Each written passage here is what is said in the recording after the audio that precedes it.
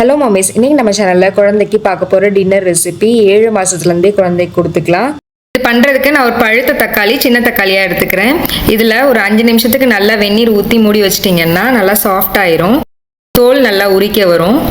5 நிமிஷம் கழித்து மேலே உள்ள தோலை உரித்து எடுத்துக்கலாம். மேலே கருப்பாக இருக்கிறதையும் கட் பண்ணி எடுத்துக்கலாம். கட் பண்ணிவிட்டு இது இப்போ நல்லா பொடி பொடியாக கட் பண்ணி எடுத்துக்கலாம். கட் பண்ணிவிட்டு ஒரு தவா எடுத்துகிட்டு இதில் கொஞ்சமாக நெய் சேர்த்துட்டு இதில் கொஞ்சம் சீரகம் சேர்த்துக்கிறேன். சீரகம் நல்லா பொரிஞ்சதுக்கப்புறம் கொஞ்சமாக பொடி பொடியாக நறுக்கின இஞ்சி நல்லா பொடியாக நறுக்கிட்டு சேர்த்துக்கணும். அப்போ தான் வாயில் பட்டால் கூட டேஸ்ட்டு தெரியாது. கொஞ்சம் கருவேப்பிலை சேர்த்து வதக்கி விட்டுட்டு நம்ம நறுக்கி வச்சுருக்க தக்காளியும் இது கூட சேர்த்துக்கலாம்.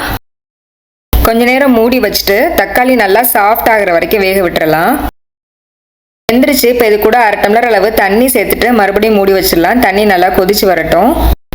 தண்ணி நல்லா கொதிச்சதுக்கு அப்புறம் இது கூட 2 ஸ்பூன் அளவு ஓட்ஸ் சேர்த்துக்கிறேன். ஓட்ஸ் நீங்கள் இப்படியும் சேர்த்துக்கலாம், இல்லைன்னா வறுத்து பொடி பண்ணிட்டும் சேர்த்துக்கலாம்.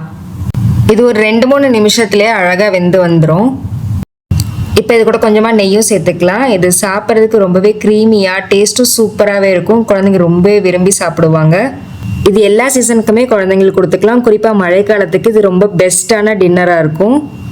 ஓட்ஸில் நிறைய நார்ச்சத்து இருக்குது. அது ஈஸியாக குழந்தைங்களுக்கு டைஜஸ்ட் ஆகக்கூடியது. இம்யூனிட்டியும் நல்லாவே அதிகரிக்கும்.